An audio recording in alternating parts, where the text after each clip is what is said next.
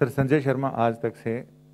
मेरा सवाल ये है कि अभी बहुत दिनों से कहा जा रहा है कि थर्ड वेव में बच्चे ज़्यादा प्रभावित होंगे उससे, लेकिन अभी पेडियाट्रिक्स एसोसिएशन ने ये कहा है कि ये बिल्कुल भी तथ्यों पर आधारित नहीं है और बच्चों को इससे कोई खतरा नहीं होना चाहिए, इसलिए लोग पैनिक ना करें। तो अगर हम डेटा देखें फर्स्ट वेव का, सेकेंड वेव का, तो डेटा बहुत सिमिलर है और ये यही दर्शाता है कि जो बच्चे हैं वो प्रोटेक्टेड रहते हैं, उनको कम इन्फेक्शन होता है और अगर इन्फेक्शन भी होता है तो बहुत माइल्ड रहता है।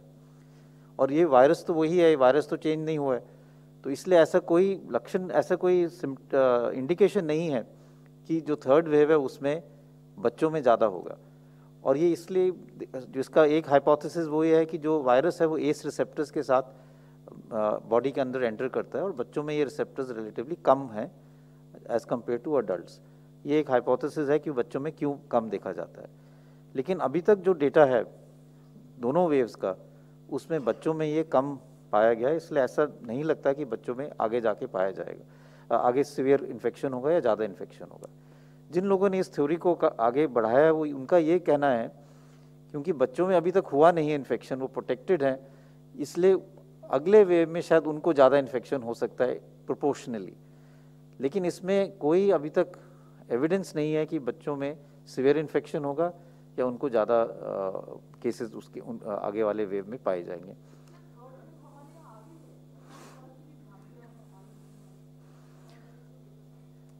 मेरा तो ये मानना है कि हमें ये कहना चाहिए कि हमें we should work for the fact that there should be no other wave, चाहे थर्ड वेव हो चाहे फोर्थ वेव हो।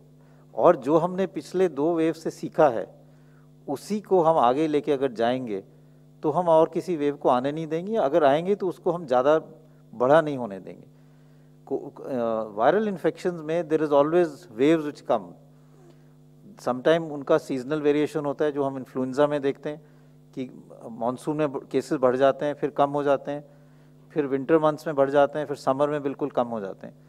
तो कई वायरल इन्फेक्शन हैं जो रेस्पिरेटरी वायरल इन्फेक्शन जो with that come in waves, and Covid is also come in waves. But the issue is कि हमें हर दफ़ा यही देखना चाहिए कि अगली वेव को हम आगे जो भी हमने पहले वेव से सीखा है उसको हम आगे इम्प्लीमेंट करें जिससे आगे वेव्स ना बढ़े। But they will be waves which will come to some extent. We must work to make sure that they don't happen or they're minimum. Ma'am, इससे पहले इस